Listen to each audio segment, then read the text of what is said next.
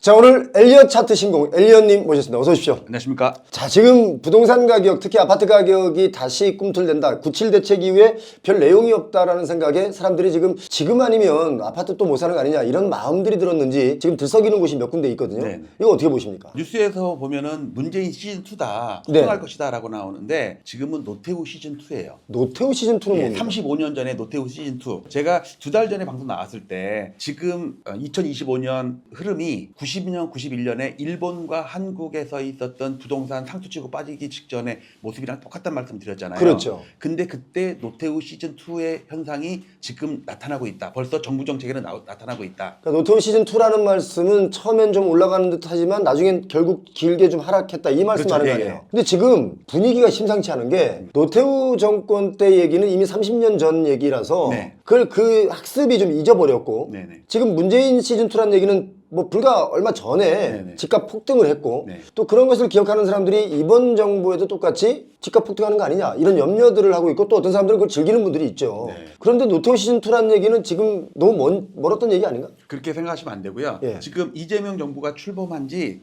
아직 3달이 아직 안 됐어요. 5년 중에 4년 9개월이 남았단 말이에요. 그러니까 긴 안목으로 보면 정부 정책에서 나오는 거라든지 여러 가지 시책을 보면 그 당시 35년 전에 그거를 그대로 따라가고 있고 일본의 35년 전에 일본의 버블 붕괴가 되기 직전의 모습을 그대로 따라하고 있어요. 지금 일본의 버블이 붕괴될 때 시점하고 비슷하다는 얘기는 저도 굉장히 동의합니다. 왜냐하면 여러 가지 지표가 이 정상적인 지표가 아니에요 지금. 네네. 그런데도 이 강남권을 중심으로 막 버블이 일어나고 더 크게 올해만 30% 올랐어요. 네. 그러니까 지금부터 집값이 30% 떨어진다고 한들 작년 가격인 거야. 네네. 별 의미가 없어 이게 지금. 이게 사람들이 다들 지금 집값이 미쳤다라고 그냥 단순하게 얘기하거든요. 그런데 지금 노태우 정권 시즌2다. 그러니까 처음엔 좀 올라가는 듯이 보이지만 나중에 결국 하락해서 좀 길게 갈 것이다. 이 얘기잖아요. 네네. 자, 그 근거를 좀 대주시죠. 예. 그리고 지난번에 한 달 전에 예. 국민청원 방송을 했었는데 했었죠, 저희들이. 네네, 했는데 절반의 성공. 부동산 감독원 만들어달라는 거 아니었습니까? 맞아. 그거랑 그다음에 신고가 대량 취소. 두 가지가 지금 언론에 화두가 됐었어요. 네, 근데 그게 97 대책에 엄청 많이 반영이 됐어요. 제가 국민동의 청원서를 올렸는데 그때 제목이 신고가 허위 등록 후 해제 등 아파트 실거래가 조작 실태 조사 및 부동산 작전 세력 감시를 위한 부동산 감독원 설립에 관한 청원 이렇게 올렸었어요. 8월 5일 날 시작돼갖고 9월 4일 날 끝났는데 네. 결과를 보면은 16,060명 32%. 근데 끝난 날짜가 보세요. 9월 4일입니다. 1호부터 3일 후에 97 대책이 나왔어요. 뭐가 반영이 됐는지 사람들이 모르거든요. 그걸 좀 설명을 좀 드릴게요. 제가 이제 청원 내용 중에 빨간색을 표시했는데 이 부분이 반영이 된 부분이거든요. 예. 일단 9월 4일 날 청원이 마감이 됐는데 그로부터 3일 후인 9월 7일 날 97 대책이 나왔어요. 예.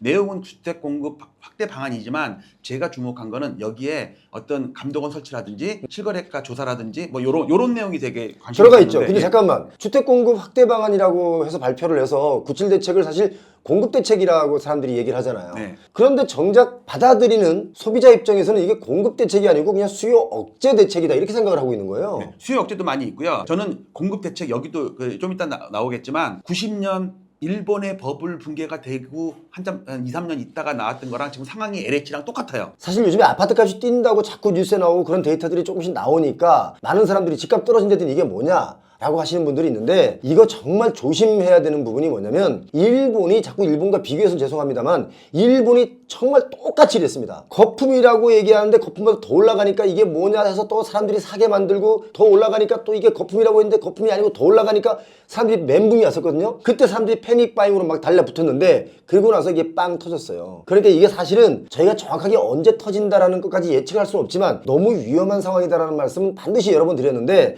지금 다시 서울 강남권이나 이 한강벨트 쪽으로 집값이 들썩이니까 다른 지역에서 혹시 우리한테도 또 들썩거리는 거 아닐까 하는 기대감을 갖고 있거든요. 지금 그런 위험한 시기다. 이 얘기를 먼저 얘기하고 출발하겠습니다. 네, 그 청원 제목에 두 가지가 이제 신고가 허위 등록 취소 요거랑 부동산 감독원 설립에 관한 청원이었잖아요. 예. 부동산 시장 감독 기능 강화. 이게 부동산 감독원 얘기랑 똑같은 거예요. 그렇죠. 조직을 신설을 하겠다는 거예요. 그 전에는 각 부처에서 소수의 인원이 파견을 나와가지고 그렇죠. 합동 대책을 뭐 만들고 국토부나 금융이나 국세청이나 네네. 이런 데서 모였죠. 이제는 별도 조직을 신설을 하는데 국토부, 금융위, 국세청, 경찰청, 금감원 등 참여를 해가지고 대규모 인력을 만들어가지고 한다는 얘기고 예. 그다음에 처벌 근거가 없었는데 처벌 근거도 만들고 그다음에 여기 가격 띄우기 뭐 다운계약 이런 걸 다 합동 단속을 해서 특사경으로 해갖고 법적인 처벌까지도 나온다는 거. 요게 중요한 내용이었고요. 그다음에 엘리언님 드디어 청년들과 정책 간담회에서 이재명 대통령이 부동산 감독원 설치 언급했습니다. 맞습니다. 또 다른 분이 청년들 간담회에서 부동산 감독원 얘기하시더라고요. 인원이 많이 필요할 거라면서요. 그러니까 대규모로 지금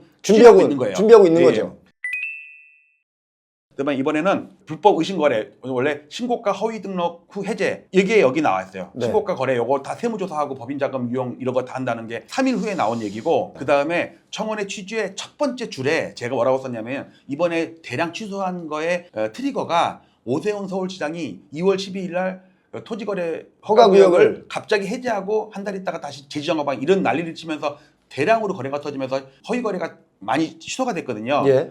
그러니까 오세훈 서울시장이 실수를 했다고 봐요. 뭐 의도적인지 아닌지는 모르겠지만, 그렇죠. 이 토지거래 허가구역의 지정권자가 서울시장이잖아요. 예. 그러니까 중앙정부에서 안 되겠다 싶어가지고 국토부 장관도 지정할 수 있게. 그러면 이제 예를 들어서 만약에 서울시장이 허가를 해제하고 국토부 장관이 갑자기 다시 묻고 아니면 반대로 이렇게 돼 그런 일도 벌어지겠네요. 근데 그런 것도 엇박자. 서로 협의를 하겠죠. 앞으로 협의해서 잘 하시기 네. 바랍니다. 예. 이번에도 마포구 성동구가 그렇게 올라가는데도 오세훈 서울시장이 지정을 안 하잖아요. 지난주에. 이것도 제가 볼 때는 실기를 하는 거거든요. 아. 중앙 정부 같으면은 했을 텐데, 오세훈 서울시장이 내년 지자체 아마 그 생각으로 서울시 아파트가 올라야지 표를 얻는다는 그런 생각이 있어서 그런지 몰라도. 그거는 이제 우리 저 엘리언님의 뇌피셜일 수 있고 네. 지금 사실 마포구의 거래를 저도 꼼꼼히 챙겨보니까 그 마레프 마포레미안 푸르지오라는 이 대단지 아파트 1등 아파트에 거기가 그 다음에 공덕동 쪽에 신축 아파트들이 있습니다. 여기가 신고가들이 많이 나왔어요 지금. 그러다 보니까 다른 지역은 거래가 별로 없는데 여기서 나오다 보니까 표본조사 자체가 신고가가 나오는 거예요. 그러니까 마포구 전체가 지금 비싸졌다라고 하니까 마포구에 있는 다른 단지에 있는 사람들이 다 매물을 거둬들이고 그렇죠. 다시 또 호가를 올려놨단 말이에요. 그러니까 이런 영향 때문에 이제 마포가 많이 올랐다고 하는데 전체적인 데이터로만 본다면 사실 마포가 그렇게 많이 오르진 않았다 아직까지. 그러니까 아무래도 서울시에서도 이걸 지정을 할까 말까 지금 고민하고 있지 않을까. 저는 개인적으로 추석 지나면 아무래도 지정을 하지 않을까요 바로? 서울시에서는 안 할 것 같고, 예. 국토부에서는 일단 법안이 통과가 돼야 되거든요.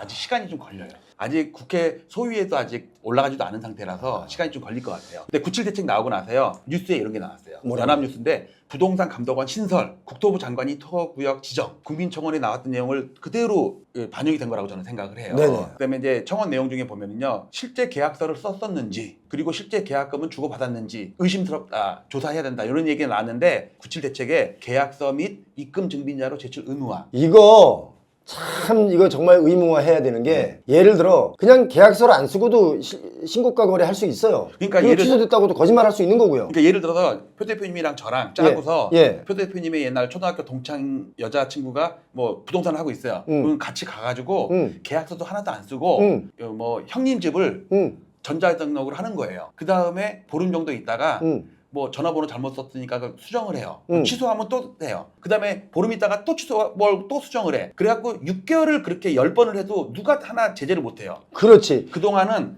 계약서도 안 냈고요. 그 다음에 계약금 이체도 한 것도 확인들을 못했어요. 지금 그 압구정 현대아파트 있지 않습니까? 압구정 현대아파트의 케이스의 경우 신고가 거래를 하고 나서 이게 한 몇 개월 있다가 이걸 취소를 했어요. 취소를 했는데 그 사이에 다른 신고가들이 막 터졌단 말이에요. 그렇죠. 그러니까 얘가 신고가를 찍어놓고 얘는 취소를 홀라당 해버리고 나머지는 또 신고가를 찍었어요. 예. 그러니까 요게 바로 제가 볼 때 허위 거래일 가능성이 매우 높다. 근데 이걸 조사를 제대로 하지도 않았고 조사를 해도 입증할 방법이 많지가 않았기 때문에 이제 이걸 앞으로 좀 강화하겠다 이 말 아닙니까? 예, 그래서 저는 계약서도 제출해야 되고 의무적으로 예. 특히 계약금이 주고 받았는지를 확인하는 절차가 의무화가 되면 신고가 취소하는 건이 현저하게 줄어들 거라고 생각해요. 그동안에 10번, 100번을 해도 누가 뭐라고 계약서 가지고 와라, 돈 주고 받은 거 가져와라 다 하게 되면 네. 당연히 줄게 되겠죠. 지금 사실 한 달 전부터요 계속 언론에서 부동산가 아파트 가격이 계속 올라갈 수 있다라는 언지를 계속 했어요. 이게 아마도 뭔가 이 카르텔돼서 움직이는 시장 가격 조율이 아닌가 좀 그 생각을 했거든요. 이거는 표영호 대표님 화면을 캡처한 거거든요. 예. 밑에 보면 이건 사기야 역사상 가장 많은 신고가 거래 후 취소 왜들 이러지라는 영상인데 제가 방송을 했었거든요. 예. 여기 보시면 뭐 때문에 그런 거냐면요. 이때 3월 달에 1,400건이라고 나오고 이게 예. 서울시 부동산 정보 광장에서 캡처를 하신 거더라고요, 보니까. 그럼요. 왜냐면 서울시에서 거래량 예. 가지고 한 거니까. 그 다음에 6월 달에 12,000건이 넘은 거로 나오죠. 예. 근데 지금 보면요. 오늘 아침에 캡처한 건데 1,400건이 9,500건으로 줄었고요. 잠깐만. 야, 이거 잠깐만. 이거 심각한데? 다시 한번 그다음에 앞에 거. 12,000건이 1,900건으로 줄었어요. 잠깐만요. 이거 심각한데요. 잠깐만. 그 전에 한번 돌려보세요. 자, 그럼 여기 이게 지금 이게 3월 달에 거래가 10,000건 넘었는데. 이때 뉴스가 엄청 나왔죠. 10,000건 넘었다고. 다음 장면 보내주세요. 자, 그러면 여기 지금 3월 달인데, 여기 3월 달이지 않습니까? 네. 여기 화면에 3월 달인데 지금 9,000건으로 줄어들었어요. 네. 다시 뒤로 가면 6월 달에 12,000건이 넘었는데. 예, 자막에도 나오네요. 예, 다시 또 앞으로 가면 6월 달에 1,900건. 900건 정도. 예. 그러니까 그만큼 다 취소가 됐다는 거잖아요. 예, 이거는 뭐냐면 그 서울시 직원이 취소건을 빼고 업데이트를 해야 될 거 아니에요. 그냥 취소가 된지 안 된지 확인 안 하고 그냥 데이터가 들어오면 그대로 올리는 거예요. 근데 국민청원에서 그걸 제가 비판을 했거든요. 그다음에 제가 옛날에 전화번호까지 보여드리면서 통화했다는 얘기까지 했죠. 예. 그게 반영이 돼가지고 지금은 제대로 나오는 거예요. 왜냐하면 2년 전, 3년 전에는 취소가 많지 않았기 때문에 저도 모르고 남들도 모르고 아무도 몰라요. 그냥 왜냐면 공공 데이터를 딱 오픈을 하면 저희 같은 사람들이 공공 데이터를 일단 기본적으로 믿고 가지 않습니까? 그런데 이 공공 데이터가 틀려버리면 저희도 또 틀린 말을 할 수밖에 없는 거잖아요. 근데 공공 데이터 말고 사적인 데이터를 만들려니 비용이 너무 많이 들잖아요. 공공 데이터를 보고 나름대로 유출을 해서 저희가 전망을 하는데 공공 데이터가 틀리면 저희도 틀릴 수 있는 거죠. 국민청원에서의 하나의 기여한 내용도 서울시 정보광장의 데이터를 수정하게끔 만든 거예요. 오케이. 지금은 이제 취소 건수가 빠지고 나와요. 오케이. 어쨌든 그동안 잘못 나왔는데 하필이면 이게 바뀐 날이 표영호 대표님 방송하고 그 다음 날부터 바뀌었어요. 맞아요. 그래갖고 제가 캡처한 거예요. 아, 청원이 끝날 때쯤 해가지고 8월 말에 KBS 뉴스에 드디어 처음으로 계약 취소 역대 최고라는 영상이 나왔어요. 맞아요. 예, 이게 한국도시연구소에서 조사를 해갖고 나온 건데 예. 이 한국도시연구소가 1년 전까지는 매달 실거래가 지수를 조사해서 발표했는데 1년 동안 안 하다가 국민청원을 보고 1년 만에 다시 조사를 해갖고 나온 거예요. 자, 근데 재밌는 거는 이때 6월 달에 1,067건이잖아요. 이게 8월 말입니다. 오늘이 9월 26일이잖아요. 예. 딱 한 달 정도 지났죠. 그렇죠. 그 한 달 사이에 1,067건이 몇 건이 늘었겠죠. 왜냐면 한 달 있다 취소할 수도 있고 3개월 있다 취소할 수도 있잖아요. 오늘자로 확인하면요. 200건이 더 늘었어요. 지금은 보면요. 1,248건인가로 나와요. 그러니까 한 달 사이에 또 200건이 더 는 거예요. 8월 말자에 1,067건이었는데 제가 청원 올릴 때도 1,100건이 안 됐었어요. 예. 근데 한 달 지났는데 그 사이에 또 취소를 했을 거 아니에요. 예. 1,248건인가 그래요. 그러니까 올해 6월 걸 보잖아요. 그러면 왜냐면 7개월 있다가 취소할 수도 있고 3개월 있다가 취소할 수도 있잖아요. 그러면 1,300~400건이 돼 있을 거라고 저는 생각을 해요. 자, 이게요. 지금 어떤 게 문제냐면 제가 정확하게 이 표현을 좀 해드릴게요. 이 주식 장난치는 사람들 중에 자꾸 호가를 위로 끌어올리고 해가지고 이걸 주가를 자꾸 위로 이렇게 매수하는 경우들이 있어요. 이제 이걸 보면 주가가 움직인다 해서 막 사고 팔고 하다 보면 추격 매수들이 달라붙어요. 네. 추격 매수들이 달라붙고 막 치고 올라갈 때 얘네들은 또 이걸 팔아요. 그럼 근데도 이건 계속 치고 올라갈 힘이 있으니까 이제 추격 매수가 생겼으니까 이 부동산도 똑같이 지금 추격 매수하려는 분들이 패닉 바잉으로 아니 아파트 값 떨어진다더니 왜 자꾸 올라가냐 이런 경우가 지금 바로 이것 때문에 이런 거거든요. 그러면 신고가 올려놓고 허수 계약해놓고서 취소하고 그게 누가 하냐면요. 신규 매수자가 하는 게 아니에요. 그럼 몇십 채 갖고 있는 어떤 카르텔들 있잖아요. 예. 50채, 30채, 10채 갖고 있는 그 사람들이 하는 거예요. 왜냐하면 펀드에 돈이 들어오잖아요. 그러면 돈이 들어오면 주식을 살 때 뭘 사냐면요. 자기 펀드에 많이 들어있는 걸 더 사버려요. 맞아요. 그러면은 자기 기존에 있는 게 가치가 올라갈 거 아니에요. 그죠? 그게 다주택 투기 세력들이 하는 이 신고가 그래서 대란 취소예요. 강남의 재건축의 단지들이 간헐적으로 그런 걸 하는 걸 제가 몇 번 들었어요, 얘기를. 근데 사실 강남 아파트가 값이 뛰는 게 보통 예를 들어 30억이면 30한 1억, 뭐 2억 이렇게 뛰잖아요. 근데 30억이 갑자기 40억, 50억, 70억 이렇게 뛰니까 이거 뭔가 사실 이것도 거래 취소된 게 꽤 많이 있거든요. 그렇게 신고가 찍었던 것들이 이거 분명히 무슨 세력이 있다. 정부가 빨리 부동산 감독원 같은 경우를 빨리 만들어야 된다. 시간이 없다 지금. 청원이 끝날 때쯤에서 KBS에서 공중파 방송으로 9시에 한번 나오고 나서 예. 그 다음날 종이신문에도 나왔어요. 경향신문에서도 똑같은 게 나왔어요. 저는 이걸 어떻게 염려하냐면 이렇게 바람 잡다가 또 아무것도 안 하고 지나갈까 봐 하는 얘기예요. 네. 바람만 근데- 잡고 지나갈까 봐. 근데 이번엔 다를 것 같아요. 서울시에서 어떤 조사를 했을 거 아니에요. 예. 자, 이거 보세요. 이게 며칠 전에 나온 건데 부동산 불장 송동구 특이점 포착 집값 띄우기용 그러면서 오해다. 실상은 전자계약 때문이니까 오해하지 말아라. 계약 꿀팁을 알려줄게. 그러면서 논점을 흐려버려요. 이거 무슨 작전 세력이나 이게 아니라 종이계약서 썼다가 우대금리 0.1% 정도 뭐 혜택을 받으려고 순수하게 바꾼 거지. 말 같은 얘기를 그러면서 하세요. 진행자가 뭐라 하냐면요. 계약 꿀팁을 알려준다 그러면서 본질을 흐려버리고 우대금리 그것 때문에 한 거니까 그런 거 신경 쓰지 말라 이렇게 하더라고요. 자, 이거 말 같은 얘기 하지 마세요. 그럼 그 전에 예전에 옛날에는 왜 그런 특이한 계약이 없었고. 그 얘기를 내가 좀 이따 할 거예요. 아주 잘 짚어주셨는데. 말도 안 되는. 근데 이게 뭐냐면 이게 뭐를 근거로 했냐면요. 서울시에서 조사를 해갖고 발표를 했어요. 조사를 하면 안 되는 게 문제점이 뭐냐면 그 토호제 제가 청원 내용에도 첫 줄에 있는 것처럼 대량 취소 1200건 넘는 취소가 대량으로 발생하고 그 원인이 뭐냐면 2월 달에 있었던 토호제 풀기 요거란 말이에요. 규제 풀어 밀ling 살리기 대토론회가 부자 살리기가 됐단 말이에요. 예. 오세훈 서울시장이 불장난해갖고 서울 아파트에 불을 질렀는데 예. 서울시에서 조사를 해갖고 예. 별거 아니다. 그래서 어떤 게 나오냐면요.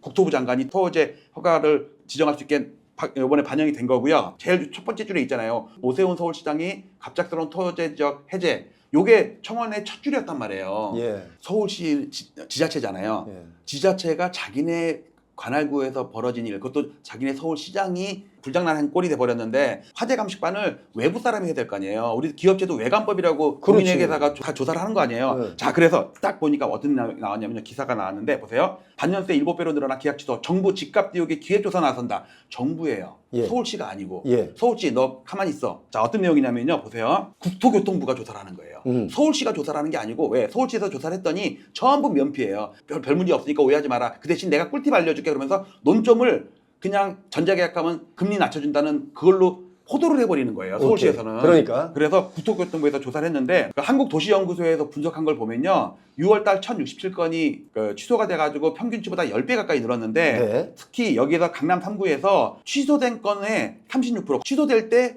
역대 최고가였어요. 역대 최고가를 뚫으니까 그걸 딱 취소를 해버리는 거예요. 그렇죠. 그리고서 이제 정치권까지 이게 이제 번진 거예요. 이거는 저는 청원의 힘이라고 생각을 해요. 좀 이따 기사를 볼게요. 하지만 서울시는 별거 아니다. 전자계약 때문에 그런 거다. 그런데 국토부에서는 그러면 집값 뛰기가 관련이 없지만 국토부에서는 기획조사에 나선다. 지금 조사가 들어갔어요. 서울시에서도 보니까 뭐라고 나와요? 서울시 의원도 허위 계약으로 아파트가 왜곡되는 거 심각하다. 그런데 이번에는 이건 서울시 의원이잖아요. 네. 이번에는 국회의원이에요. 전국 아파트 올해만 23,000건이 취소가 됐다. 예. 신고가 띄우기 우려된다. 그랬고 이제 이 문제점을 지적을 하고 나온 거예요. 예. 그러면서 뉴스에 이제 서울시에서 나온 별거 아니다라는 오해하지 말라는 그 기사는 쏙 들어가고 이제는 진짜 문제가 있다라는 기사가 자꾸 나와요. 11만 건, 5년 동안 11만 건 신고가 띄우기 의심 그래서 잠깐만. 본격적으로 나오는 거예요. 잠깐만, 제가 이 내용은 처음 봤는데 네. 5년간 아파트 전국. 거래가 해제된 게 11만 건이에요. 5년 동안. 전국. 이 5년간 중에 아마 제가 볼 때 20년, 21년에 많이 들어가 있을 거예요. 네, 그때 좀 일부 있었고 올해가 특히 많았어요. 올해 초에 많았고 네. 제가 기억하기로는 21년에 최고로 많았습니다. 그때보다 지금이 훨씬 많아요. 지금 많아요? 네, 제가 그래프도 다 그려봐서 다 알아요. 여기 나오네요. 바로 나오네요. 여기 21년도 있잖아요. 예. 많이 됐지만 이 정도예요. 제가 이때 막 광분을 했었는데 네. 허위 거래가 너무 많다라고 근데 광분했었는데. 이 당시에는 역대 최고가였어요. 올해 5, 6월 달이랑 비교하니까 얘가 작아 보이지 예. 그 당시에는 최고가였다니까. 자, 그러면 제가 서울시에서 조사해갖고 문제 없다는 거를 반박을 해볼게요. 예. 그러면 좀 전에 표 대표님이 말한 거랑 똑같아요. 과거에 100건, 200건도 안 됐다니까. 그런데 지금 25년 올해는 보니까 1,300건이에요. 요거는 뭐냐면 아까는 그 계약 해제된 건수인데 이거는 해제를 신고한 건수예요.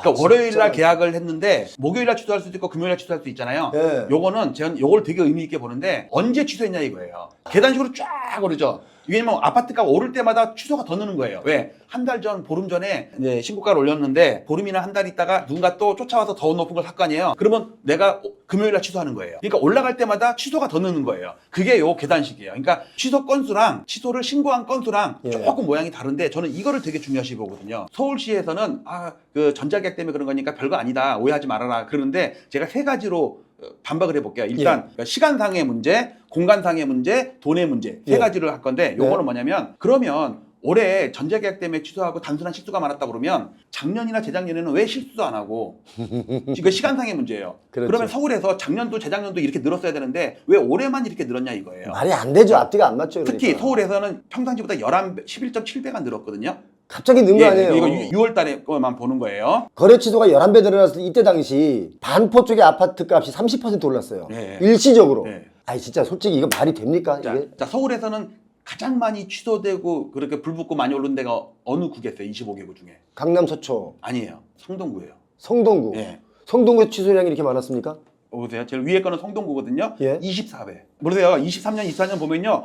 2건, 3건, 5건이에요. 근데 제가- 갑자기 127건이 그러면 경기도에서는 예. 또 제일 많이 오른 데가 어디예요? 경기도에서 예. 과천. 또 분당. 그쵸. 분당이에요.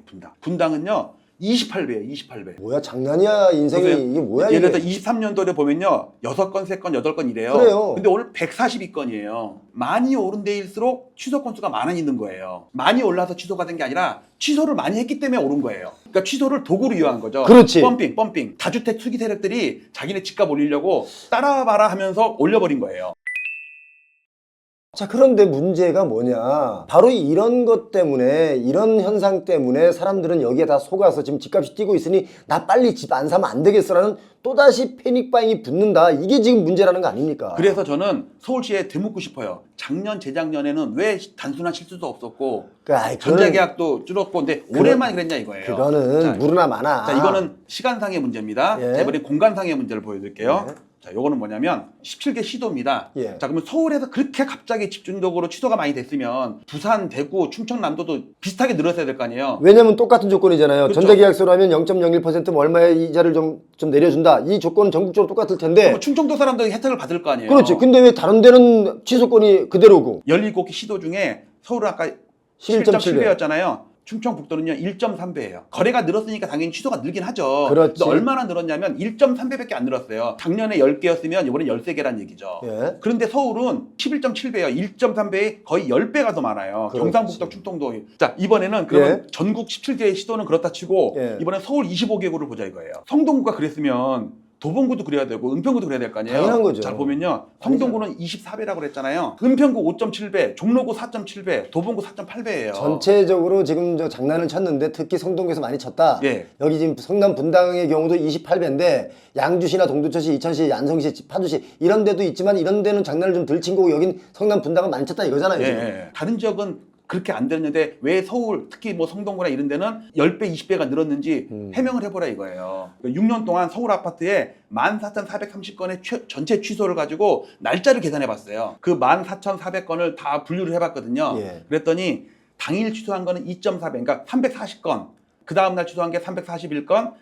3일 있다 취소한 게 284건 해갖고 이거를 프로티지로 계산해보면요 2.4, 2.4, 2.0%밖에 안 돼요. 그러니까 주로 채택을 많이 한 게 보름 이상 지나서 보통 우리가 뭐 한 20일 있다가 취소할 수도 있잖아요. 그렇죠. 30일 안에만 취소하면 되니까. 예. 그러니까 여긴 제일 많이 몰린 게 맞잖아요. 그러니까 단순 실수가 많았기 때문에 취소가 많았다는 건 말이 안 된다는 얘기죠. 자, 보통 우리가 제가 이거 짚어드릴게요. 이 방송 보시는 언론사 기자분들 이거 잘 보시기 바랍니다. 좀 도와주세요. 자, 이게 사실 하루 이틀 3일까지의 취소는 집값을 끌어올리는 데 있어서 크게 영향을 안 줄 수는 있습니다. 영향을 준다 하더라도 조금밖에 안 줄 수 있는데 8일, 일주일 넘고 보름이 넘어가는 요 때부터 여기 화면에 요 때부터는요 여기까지 엄청나게 시장에 파급 효과가 큽니다. 네. 단순 실수라고 하기에는 너무 날짜가 길어요. 이건 전략, 작전 이런 게 아니면 있을 수 없는 일이다. 저는 개인적으로 그렇게 생각합니다. 우리 시청자분들은 어떻게 생각하시는지 시청자분들 각자 판단이 있겠지만 제가 그냥 드리는 말이 아니라 하루 이틀 3일은 실수로 아차 할 수 있어요. 그런데 이거는 보통 15일 넘어간다. 이거는요 작전입니다. 작전. 이걸 전수조사 제대로 해서 뭔가 처벌을 좀 강화하지 않으면 부동산 문제 못 잡습니다. 그래서 결국 이런 걸 문제를 방지하기 위해서 이번에 97 대책에 나온 게 계약서도 내야 되고 입금 증빙서도 내야 되고 예. 이런 게 의무화가 되면 제가 볼 때 10분의 1, 20분의 1로 줄어들 거예요. 취소가. 그러면은 올해 5, 6월 달에 있었던 해제 건수 뭐 1000건이 넘는 게 역사적인 기록으로 남을 거예요. 10년 후, 20년 후에도 돌파하지 못하는 역사적인 기록. 근데 그렇게 돼서 저기에 호객행위에 당해가지고 고가에 막 올라타신 분들 그분들 또 어떻게 합니까? 에이. 서울 아파트, 지방 아파트에 사람들이 한번 사면은 몇 년 정도로 갖고 있다가 파는 거라고 생각해요? 제가 알기로는 서울 같은 경우는 그래도 한 8년, 9년 뭐 이렇게 될 것 같고 평균적으로. 네. 지방도 한 10년은 되지 않겠습니까? 그거 대충 비슷하네요. 어떻습니까? 예. 어떻습니까? 서울은 7.8년이 평균적인 보유 기간이고요. 아, 7, 8년. 그다음에 지방은 11년이에요. 아, 그렇습니다. 물론 뭐 30년 있다 파는 사람도 있고 1년 있다 파는 사람도 있고 하겠지만 예. 평균 내보니까 그런 거예요. 한두 달, 몇 달 가지고 나 사갖고 6개월 동안에 뭐 5천만 원 올랐어, 1억 올랐어. 이거 의미 없죠. 예, 3년 있다가 3억 빠져 있으면 어떡할 거예요. 예. 그걸 염두에 둬야 되고 그래서 제가 오늘 좀 긴 시계열로 시장에 대한 얘기 좀 하도록 하겠습니다. 예. 여러분들 지금부터 잘 보시기 바랍니다. 2달 전에 방송했던 내용을 다시 갖고 와서 확인 방송을 하는 건데 제가 1990년 일본과 2025년 한국의 부동산 상황을 비교했을 때 너무너무 똑같다. 두세 달 동안 진행된 걸 봤을 때 실현된 거 있고 아직 실현 안 된 게 있어요. 좌우를 비교해 보세요. 일본이 1990년에 잃어버린 30년이 시작되기 직전에 327 융자 총량 규제라는 대책이 나오면서 부동산을 대출을 확 막아버렸어요. 우리 627 총량 규제하고 똑같은 거죠. 그렇죠.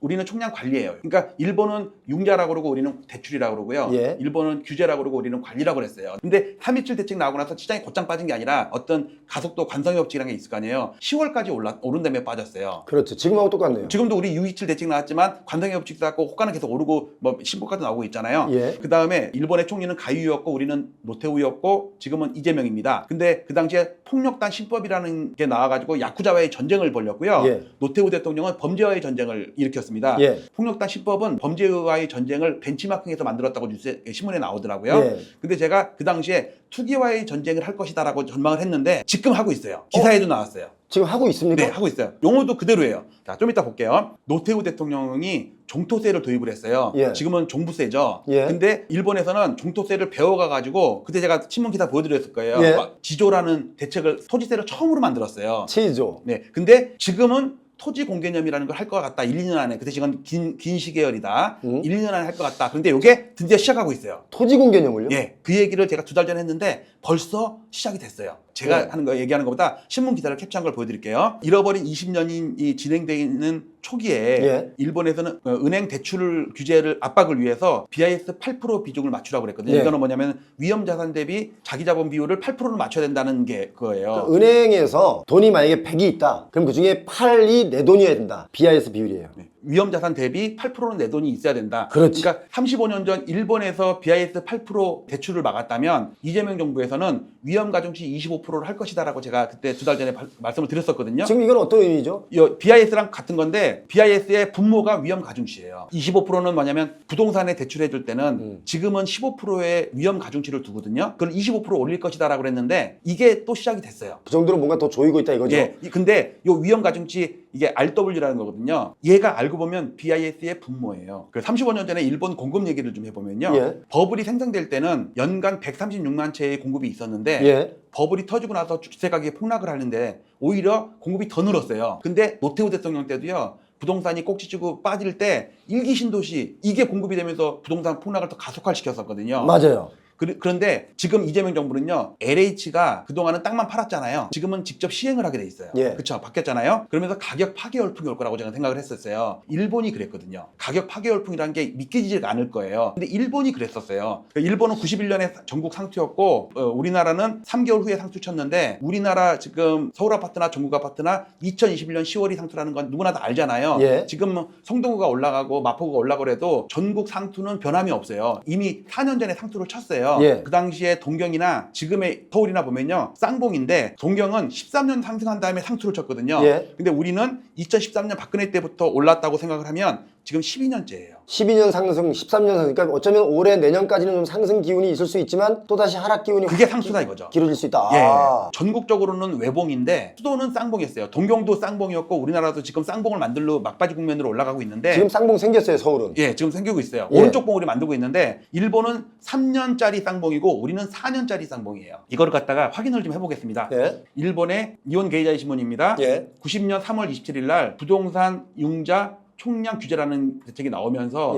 예. 몇 달 더 오르다가 잃어버린 30년이 시작돼갖고 반의 반토막이 났어요. 맞아요. 자, 그런데 우리는 6월 27일 날 대출 총량 관리예요. 대출 갑자기 묶어버린 거 똑같죠. 내일부터 당장 6억이야 묶어버렸잖아요. 그 다음에 일본에서는요, 야쿠자를 잡아라 그러면서 부동산 투기에 야쿠자가 동원이 돼가지고 부동산을 폭등시키고 폭락시켰단 말이에요. 맞아요. 일본 정부는 이 부동산 폭등과 폭락에 대한 국민들의 불만을 누르고자 우리 책임이 아니라 야쿠자 책임이다. 라는 걸 돌리기 위해서 네, 야쿠자의 네. 깡패 잡아들이는. 네네. 폭력단 신법이라는 거를 여기 보시면요. 노 대통령 범죄와 전쟁 선포. 이거를 그대로 따라한 거예요. 노태우 대통령도 어떤 다른 정치적인 목적이 있어갖고 범죄와의 전쟁을 선포를 했는데 네. 결과적으로 성공을 했거든요. 예. 폭력배가 한 780명인가가 구속이 됐고 280개의 범죄단체가 소탕이 돼가지고 야당에서조차 박수를 쳤었을 때인데요. 자, 역사적인 배경은 좀 비슷하네요, 그렇죠? 지금. 예. 자, 그런데 지금 뉴스를 보세요. 이재명 투기와의 전쟁 선포 그 용어 그대로 나왔죠. 아까 얘기했던 그대로잖아요. 투기와의 전쟁. 이게 뭐냐면 문재인 정부나 노무현 정부나 부동산이 폭락해갖고 정권까지 뺏겼단 말이에요. 예. 지금도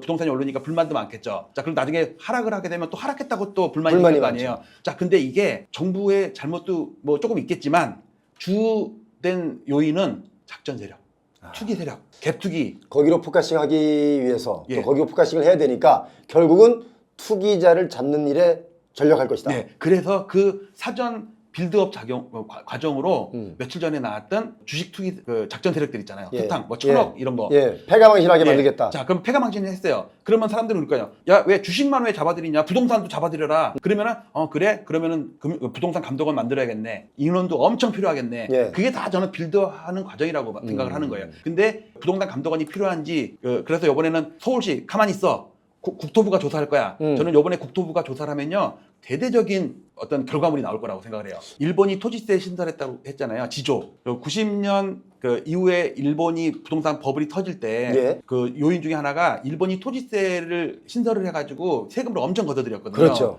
근데 그게 한국에 있었던 노태우 정부의 종토세를 배워갔다는 기사가 나오는 거예요. 아, 여기 나오네, 기사가. 나오죠. 예. 그런데 제가 2달 전에 우리나라에서는 마지막 비장의 카드로 토지 공개념이 도입될 것이다라는 얘기 했잖아요. 자, 이게 88 올림픽 하는 와중에 토지 공개념을 도입을 한다고 발표를 한 거예요. 노태우 정부 때요? 예. 보수 정부가 진보 이념을 도입을 한 거예요. 처음에 요란만 했지 나중에는 흐지부지 됐어요. 그러니까 실패를 한 거죠. 꺼내놓고 반응이 안 좋으니까 없던 일로 하자 뭐 예. 이랬던 것 같은데. 기득권 세력들이 엄청나게 반대를 했거든요. 예. 그런데 여기 보시면요. 예. 요거는 8월 19일 기사인데 뭐 LH 개혁에 관한 어떤 토론회 같은 거였어요. 예. 그런데 여기 많이 모여서 얘기하잖아요. 여기에 보시면요. 제목에 보시면 사람들 잘 못 보거든요.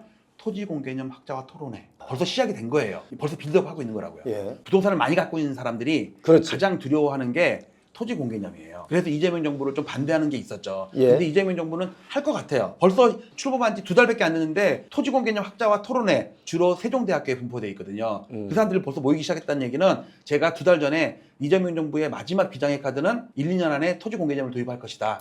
그게 90년, 91년에 일본 상투치고 폭락할 때의 지조, 예. 일본에서 지조의 역할이 예. 저는 이번에 우리는 토지 공개념, 즉 5년간의 임기 중에 이제 3달도 안 지났어요. 그러니까 남은 날이 되게 많다고요. 좀 길게 어떤 대책이나 이런 걸 연구해야지 당장 규제책이 나와가지고 한 달 있다 아파트 값이 빠졌다 올랐다 이렇게 판단하지 마시고 제가 볼 땐 토지 공개념보다 더 큰 그 효과를 낼 수 있는 방법이 딱 한 가지 있어요. 네, 어떤 건데요? 왜 세금으로 집값 잡지 않겠다라는 예. 말씀을 이제 정부 여당에서들 많이 했는데 사실 집값 잡는데 세금만큼 효과적인 것도 없어요. 결국은 저도 할 것 같아요. 보유세라는 것을 우리 이재명 정부 시작할 때 그 찌라시 막 돌았잖아요. 뭐 30억을 기준으로 그 아래는 1%, 그 위로는 뭐 1.5% 이런 식으로 뭔가 이 보유세를 매기면 엄청난 파급 효과가 있을 것이다라는 얘기들이 있는데 이거 한 방이면요. 저는 그거를 어떻게 생각을 하고 있냐면 순서를 먼저 수요부터 잡아놓고 그 다음에 세금을 왕창 때려서 못 버티게 만드는 거.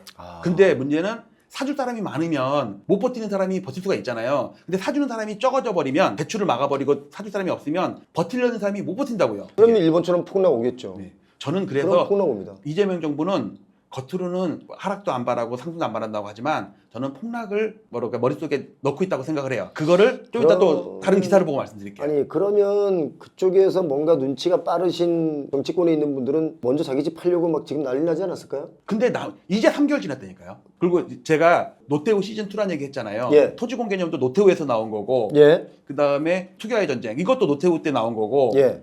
여러 가지 아까 표에서 보여드렸던 것처럼 전부 90년, 91년에 있었던 일이란 말이에요. 예. 그때 정책을 약간 좀 가져오는 것도 있다 이 말씀인 거죠? 그렇죠. 왜냐면 이재명 대통령이 청년일 때 신혼집을 구할 때가 딱 그때란 말이에요.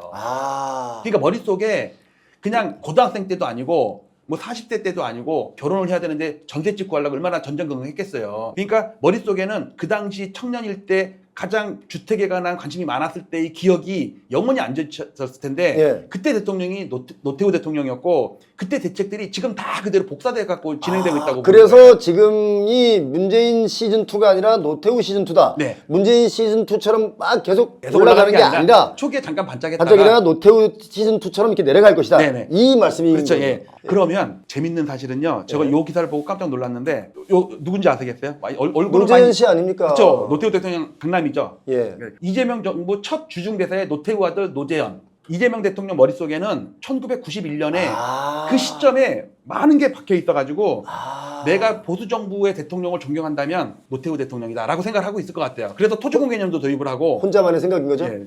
뭐 물어보진 않았어요. 제가. 예. 91년도 기사인데 일본 금융계 정초부터 초비상 그래가지고 밑에 BIS 8% 이게 부동산 폭락을 가속화시킨 건데 트리거. 이게 잃어버린 30년에 시작될 1년 차예요. 아마 이 8%가 뭔가 더 가속화를 붙였던 건 맞는 것 같아요. 왜냐하면 이 일본의 이 폭락은 미국과의 그 프라자 합의 이후에 무너진 버블이 생긴 다음에 무너졌죠. 그렇죠. 예. 그러니까 그 이후에 8%니까 또 그것까지 또 트리거가 된 거지. 우리나라 그 98년 IMF 때 은행들이 17개가 무너져서 망했거든요. 예. 근데 다 BIS 8%를 못 맞춰갖고 무너졌어요. 맞아요. 그러니까 IMF를 겪었던 사람들 머릿속에는 BIS라는 단어가 되게 머릿속에 남아있을 거예요. 자, 근데 이게 지금 나타났어요. 예. 이게 뭐냐면 요겁니다. 주담대 위험 가중치 20%로 높여 연 27조 줄인다. 이거 제가 25%라고 전망을 했잖아요. 예. 근데 이건 결국은 내가 알 때는 25%까지 갈 거예요. 예. 너무 한꺼번에 15%에서 25%를 올리는 것보다 15%에서 20%, 20%에서 25% 이렇게 올릴 거라고 생각을 해요. 그러면 예. 점점 더 대출을 더 옥죄는 거죠. 그렇지. 결국은 35년 전에 일본의 BIS 8%가 현재의 한국의 RW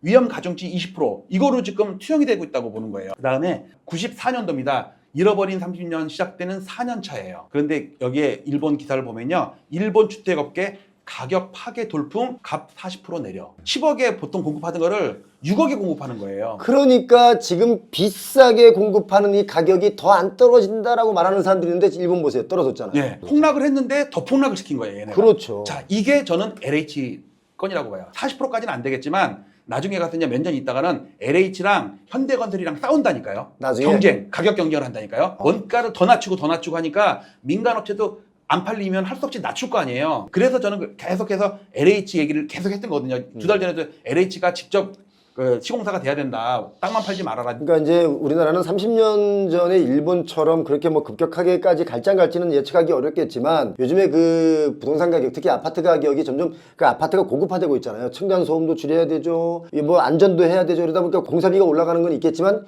그럼에도 불구하고 경기가 하방으로 찍히고 뭐가 문제가 생긴다면 저렇게 40% 이상 1989년이나 90년에 일본의 버블이 한참 올라갈 때 일본 사람 머릿속에는 분양가든 가격이든 다 올라갈 거라고 영원히 올라갈 거라고 맞아요. 생각했지만 불과 4, 5년 지난 다음에 40% 낮은 가격에 물밀듯이 쏟아지는 물량을 그것도 10만 채나 더 늘었단 말이에요. 공급만 는 게 아니라 가격까지 10억에 팔던 거를 6억에 팔아버리니까 더 폭락이 된 거잖아요. 그렇죠. 기존 재고주택도 폭락했단 말이에요. 예. 자, 근데 이번에 97 대책이 여기 나왔단 말이에요. 그렇죠. LH 직접 시행. 저는 이거 사실 좀 부정적으로 봤어요. LH가 직접 시행을 저렇게 할 수 있을까? 과연 우리 엘리언님은 이걸 좀 굉장히 긍정적으로 본다 이거죠. 왜냐하면 30년 전에 그 시나리오를 지금 도입을 했기 때문에 이걸 차곡차곡 빌드업해 가는 과정이라고 봐요. 2년이나 3년 있다 보세요. 이게 엄청난 큰 파괴력이 있을 거라고요. 일본이 그랬으니까. 물론 일본이 그랬다고 해서 우리 LH가 이 시행을 직접 할 수 있을까라는 의문감이 사실 들긴 해요. 마지막으로 예? 저는 이재명 정부가 가격을 올리는 것도 바라지 않고 내리는 것도 바라지 않고 그렇다고 치지만 머릿속에는 떨어뜨리는 걸로 초점이 맞춰가지고 모든 정책이나 어떤 규제나 이런 게 저는 진행되고 있다고 보거든요. 예. 왜 그러냐면 이 기사를 보세요. 지난번에 보여드렸던 건데 예. 노태우 대통령이 부동산 값을 92년도 데이터입니다. 30% 하락을 유도한대요. 그때 하락했잖아요. 그래 하락했죠. IMF 때까지 폭락했잖아요. 맞아요.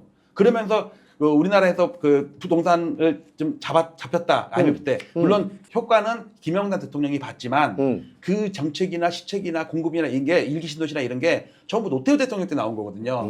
그거를 지금의 이재명 대통령이 청년 시절 신혼 때 짚고하던 생각으로 옛날 생각으로 다 시책을 하고 있다. 뇌리에 박혀 있으니 예. 그 정책들이 아마 많이 쏟아져 나올 거다 이런 거잖아요. 5년간의 대통령 임기 중에 이제 3개월 지났으니까 너무 조급하게 두세 달 만에 뭐 올라야 되고 막 이렇게 하지 마시고 내년 내후년 왜 한 번 사면 7.8년을 갖고 있단 말이에요. 그렇죠. 그러니까 좀 숨기리를 좀 길게 가지고 하시면 좋겠다. 좀 더 좋겠다라는 말씀 좀 드립니다. 자, 오늘 엘리언님 모시고 방송을 했는데 오늘 방송 내용의 사실 결론은 요즘 집값이 다시 들썩이고 있다고 하지만 저는 롱텀으로 보자면 상당히 위험한 구간이기 때문에 일본과 비교하지 않을 수 없다. 이런 말씀을 드린 네. 겁니다. 요즘 사실 원화 가격, 우리 돈 가치가 많이 하락했습니다. 그리고 부동산 가격이 조금씩 오르고 있는데 부동산을 몰빵을 해도 문제지만 부동산을 아예 안 갖는 것도 문제고 또 모든 것을 부동산으로만 보는 것도 좀 문제가 있습니다. 그래서 포트폴리오를 잘 짜서 어떤 위험에 대비를 하는 것도 나쁜 전략은 아니기 때문에 마냥 부동산 가격이 오른다에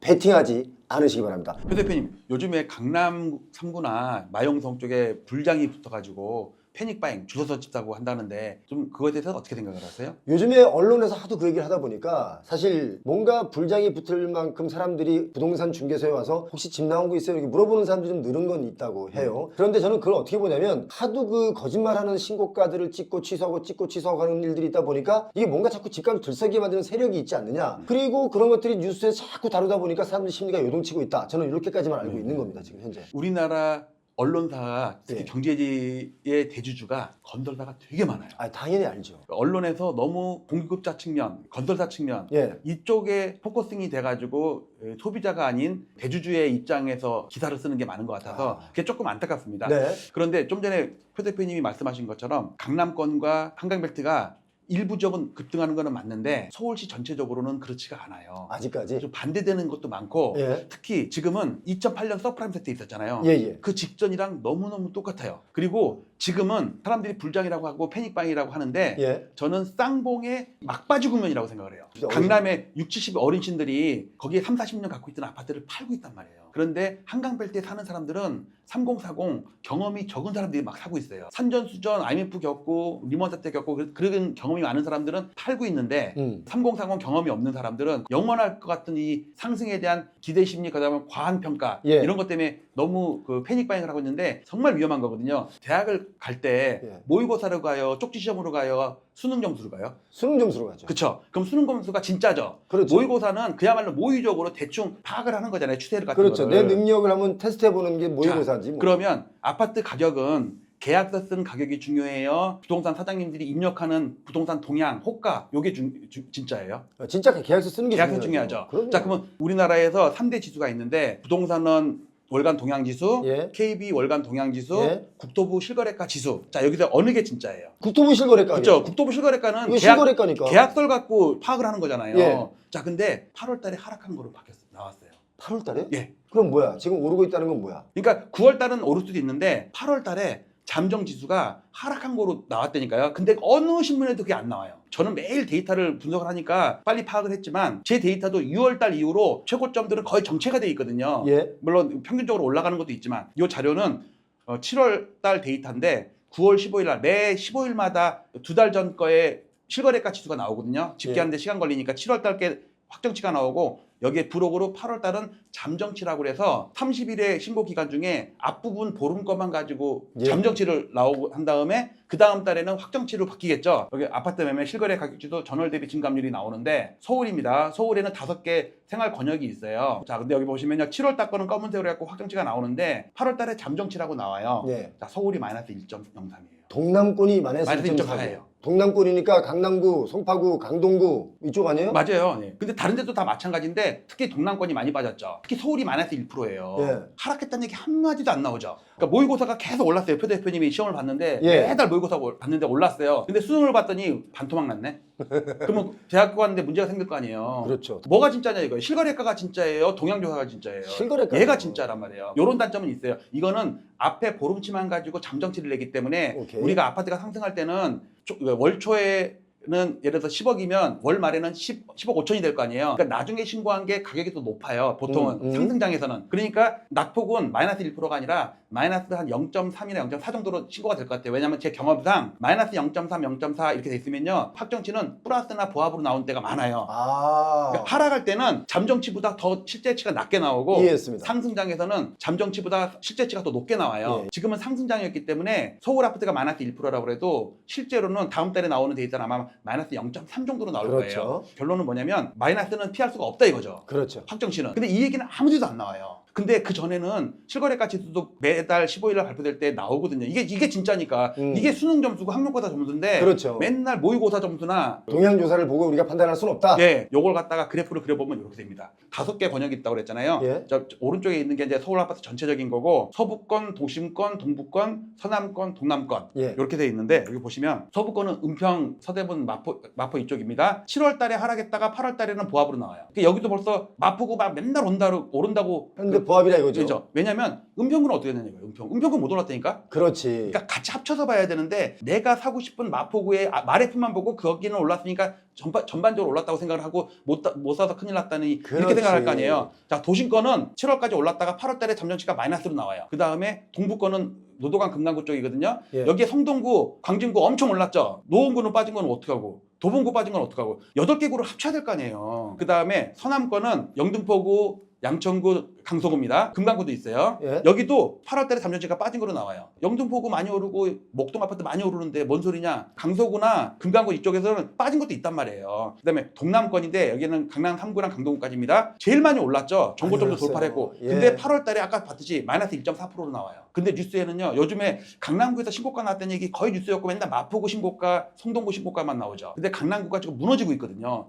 저는 이걸 무너진다고 표시를 해요. 결론적으로 좀 전에 나왔던 국토부 실거래가 지수를 보면요. 이게 수능 점수입니다. 학력고사 점수예요. 이걸로 대학을 갈 겁니다. 모의고사가 어떻게 나왔든지 쪽지점이 어떻게 나왔든지 진짜는 이해해요. 꺾였다 이거죠. 예, 꺾였어요. 계약서에 이렇게 썼는데 어떡할 거예요? 그렇지. 자, 그래서 이걸 갖다가 대표적인 4개의 지수를 비교를 해보겠습니다. 자, 왼쪽은 부동산원 월간 동향지수 데이터고요. 오른쪽은 KB 월간 동향지수입니다. 예. 그다음에 국토부 실거래가 지수고 요거는 제 엘리엇 데이터인데 국토부 실거래가는 전수조사예요. 예. 계약서 전부를 갖고 하는데 저는 다 할 수가 없어갖고 서울 아파트 같은 경우는 1,500개만 합니다. 그 대신 센 놈들이잖아요. 예. 그러니까 너무 과대 계상이 되기 때문에 물가를 보정을 해요. 센 놈들의 고가들만 모아가지고 지수를 만들었기 때문에 되게 높게 나오기 때문에 물가를 반영을 합니다. 그럼에도 불구하고 전고점을 못 들어오네. 그러니까 4개 지수 중에 정고점 넘은 데는 아무 데도 없어요. 그렇지. 자, 마레프 넘었죠. 성동구도 넘었죠. 강남구는 작년에 넘었죠 이미. 근데 전체적인 서울을 보면 넘은 데가 하나도 없어요. 지금 여기에 프로티지드 93.56% 나온 거 뭐냐면 하락한 거에 93.5% 정도 반등을 했다는 얘기예요. 그렇죠. 아직 100%가 안 된 근데 거예요. 거기 올라왔다가 만에 하나 얘가 지금부터 이제 꺾였다 이렇게 예. 화면 보시면 아시겠지만 꺾이면 이제 쌍봉이 여기에 봉 여기 봉이 있으니까 4년짜리 쌍봉이죠. 4년짜리 쌍봉 크죠. 예, 일본이 그랬다니까. 자, 근데 그러면 지금 현재 아파트 값이 들썩이는 게 이게 쌍봉일 것이냐 아니면 많은 사람들이 더 미친 듯이 올라갈 거다라고 하는 것처럼 더 치고 올라갈 거냐. 이걸 돌파한다고 주장하는 사람들이 문재인 시즌2를 얘기하는 거예요. 그때도 2017년, 18년에 돌파하면서 올라갔으니까. 예, 문재인 시즌2라면서 자꾸 이 뭔가 뭐 불안하게 만들잖아. 자, 8월 달까지 데이터가 업데이트가 된 거거든요. 예. 기울기가 자꾸 쭉 줄어들고 있지 않아요? 그러면요, 이거를 미분을 2번 하면 마이너스가 돼요. 미분을 한 번 하면은요, 접선의 방정식이 나오잖아요. 예. 기울기. 자, 기울기가 여기는 접선의 기울기가 급하죠. 여기는 기울기가 완만해져. 예. 예를 들어 이걸 보세요. 2021년도에 기울기가 급하다가 기울기가 완만하다가 나중에 마이너스가 됐잖아요. 요거를 미분을 2번 하면 마이너스가 나오는 거예요. 이거는 예. 상승을 하는데 체감적으로 상승하잖아요. 지금이 체감적으로 상승을 해요. 천천히 둥글게 하다가 천천히 빠지다가 나중에 급할 때가 이렇게 나오는 거죠. 아. 그 전까지는 완만하게 빠진다고요. 예. 그리고 KB는 81%밖에 안 돼요. 아직 100%가 안 돼요. 국토부는 85%까지 갔다가 지금 꺾였다고 나오잖아요. 잠정치. 예. 그다음에 저도 6월 달에 고점 치고서 빠졌다가 살짝 거의 6월 달 고점이랑 좀 비슷해요. 그렇지. 고점을 넘은 데는 아무 데도 없어요. 오케이. 자, 이거 갖다가 따로따로 보지 말고요. 한꺼번에 모아서 보겠습니다. 파란 거는 국토부 실거래가 지수고요. 분홍색은 KB고요. 초록색은 부동산원입니다. 제 거는 뺐습니다. 서울 아파트의 역사적인 고점은 21년 10월 달이라는 건 누구나 다 알고 있죠. 자, 그런데 얘가 상투를 쳤는데 부동산원은요 1월 달까지 3개월 동안 더 올라요. 매달 뉴스에는 오른다고 나왔을 거 아니에요. 부동산원이 3개월 느리잖아요. 네. KB는요 그 다음에 7월까지 올라요. KB는 고가 아파트를 더 많이 반영하는 경향이 있더라고요. 그리고 여기는 부동산 사장님들이 입력을 하잖아요. 부동산원은 직원들이 나가서 조사를 하거든요. 아하. 근데 KB는 협력업체라고 그래서 부동산 사장님들이 앉아서 월요일 아침에 입력을 해요. 집주인들이 내놓는 가격을 입력을 해요. 그러니까 당연히 아파트가 빠지든 말든 집주인들은 계속 올린단 말이에요. 부동산 사장님들도 대출을 더 많이 받게 하기 위해서 가격을 더 올리는 경향들이 있는 것 같아요. 그렇지. 자. 이게 다 돈의 게임이에요 지금. 그러면 노도강 같은 경우는요 21년 9월달 10월달에 상투 친 다음에 여기서부터 30%가 폭락을 했었거든요. 예, 지금도 40%막 빠져 있어요. 지금도 회복이 안 된 데 있어요. 그런데 뉴스에는 맨날 지난달 1월도 오르고 3월도 오르고 7월도 오르고 계속 오른다고 나왔을 거 아니에요. 자기 거 빠지는 거를 모르고 계속 올라간다는 뉴스만 보는 거예요. 지금이 그럴 수가 있다고요. 그러니까 몇 달 늦어요, 몇 달. 예. 그러니까 실거래가 학력고사 점수가 이미 고점을 꺾였는데 모의고사 점수는 계속 오른다고 나오는 그렇죠. 거예요. 제가 한 달 전인가 강남 3구 아파트가 피크아웃 현상이라는 영상을 올렸어요. 상투를 쳤는데 예. 곧장 빠지는 게 아니라 고점에서 계속 머물러 있는 거예요. 피크는 쳤는데 고점이 이제 아웃 날아가 버린 거죠. 거기서 멈춰 있다가 빠질까 말까 고민하고 있는 거 있잖아요. 제가 1500개 단지라고 생각하면 1500개 단지를 쭉 늘어났을 때 몇 월 달에 고점을 제일 많이 쳤겠어요? 5월 달, 6월 달, 7월 달, 8월 달. 올해 들어서 몇 월 달에 고점. 강남 3구 말씀하시는 아니요. 서울 아파트 전체적으로 고점, 최고점. 최고점 언제 찍었냐? 네. 제가 볼 땐 6월입니다. 그쵸. 6월 627 대신 나오고 그다음에 거래량이 확 꺾였기 때문에 6월 달에 피크 찍었을 거예요. 네, 7월 달에 고점 찍은 아파트도 있겠죠. 그렇지. 9월 달에도 있어요. 그렇지. 근데 월별로 따지면 6월 달에 고점을 친 아파트가 제일 많아요. 토지 지역은 토지거래 허가 신청을 낸 다음에 심사를 하고서 허가를 내주는데 보름 걸려요. 6월 25일 날 부동산에 앉아가지고 이제 약정을 맺어요. 토지 지역은 벌써 약정을 맺는다고 그러거든요. 예. 그러니까 계약금의 10%를 주는 게 아니라 5%만 먼저 줘요. 예. 가계약을 맺는 거죠. 토지거래 허가 신청서를 제출한 다음에 보름이 더 나올 거 아니에요. 예. 그러면 7월 13일, 14일, 15일 이 정도에 나오겠죠. 그러면은 한 일주일이나 3일 고민하다가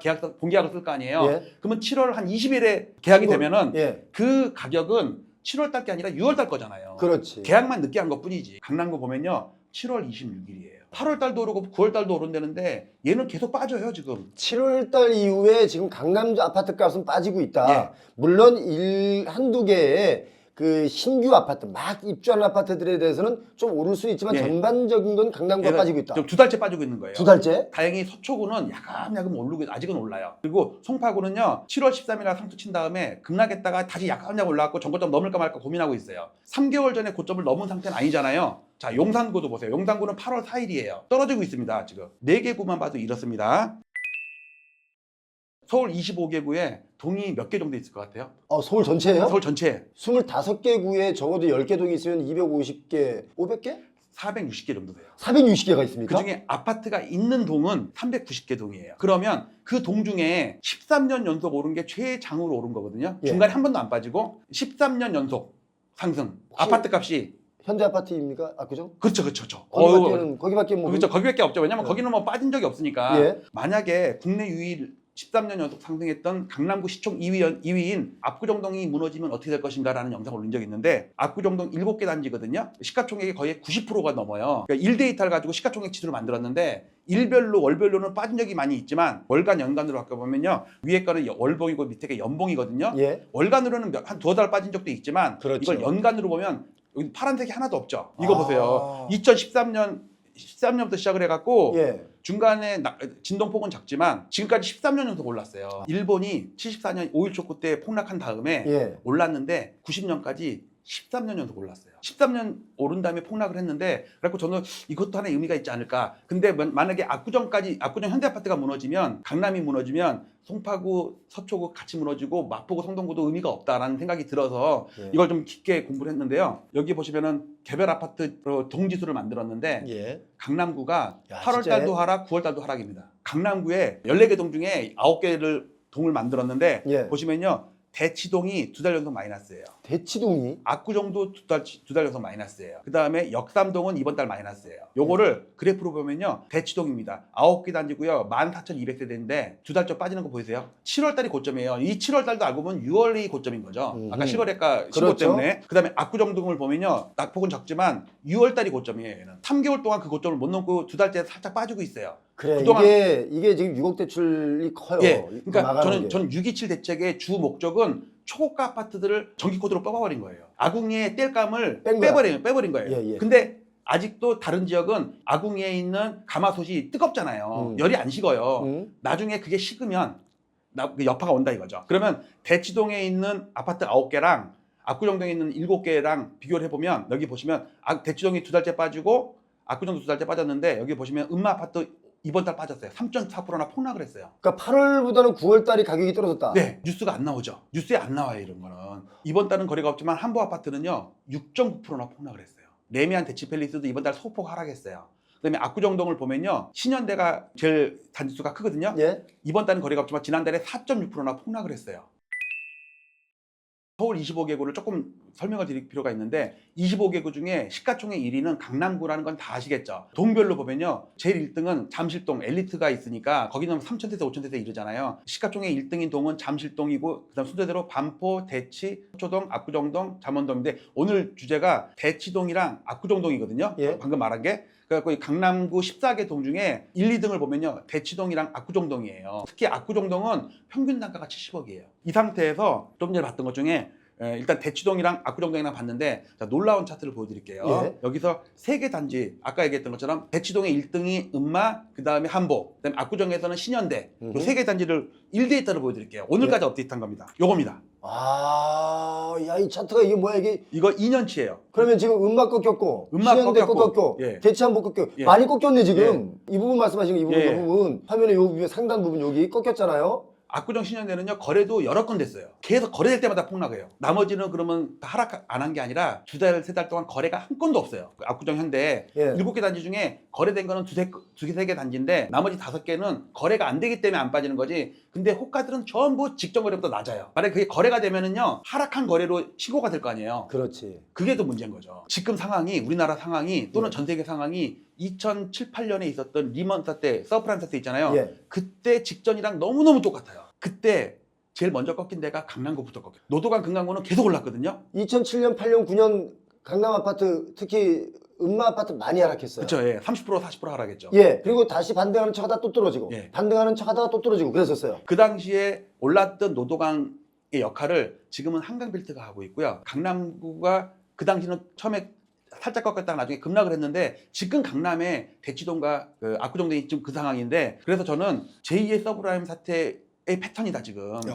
만약에 2007년 버블 세븐이 무너졌던 것처럼 예. 만약에 이번에도 강남구가 무너져 버리면 예. 서울 아파트가 온전하겠느냐. 음. 요 데이터는 월 데이터인데 여기 보면요 레지덴셜 리치라고 나오거든요. 예. 우리가 보통 상업용 부동산이 있고 커머셜 주거용 부동산이 있어요. 예. 리치라는 거는 그거를 투자한 회사들의 주식을 모아가지고 지수를 만든 거예요. 인덱스를 만든 건데 그 2021년 이때가 IMF 때거든요. 이게 2013년부터 데이터인데 2021년 상투 칠 때 우리도 상투 쳤어요. 그 다음에 얘가 반등했다가 꺾였는데 우리는 아직도 오르고 있어요. 예. 자, 이거는 명목 지수입니다. 자, 요걸 갖다가 좌우로 왼쪽은 명목 지수, 오른쪽은 실질 지수예요. 자, 여기 보시면 패턴이 어깨 패턴인데 우상향이란 말이에요. 예. 여기는 고점이 왼쪽 어깨랑 오른쪽 어깨랑 조금 낮죠. 월봉은 꼬리를 무시를 해야 돼요. 요거를 종가만 연결한 게 요겁니다. 요걸 보시면 요걸 또 우리가 네크라인이라고 그러거든요. 예. 어깨, 머리, 어깨 이걸 우상향이잖아요. 예. 근데 이걸 물가를 반영하면 오른쪽 어깨가 낮아요. 그다음에 네크라인도 낮아요. 근데 지금 얘가 좀 계속 빠지고 있거든요. 그럼 더 빠진다. 좀 전에 봤던 것처럼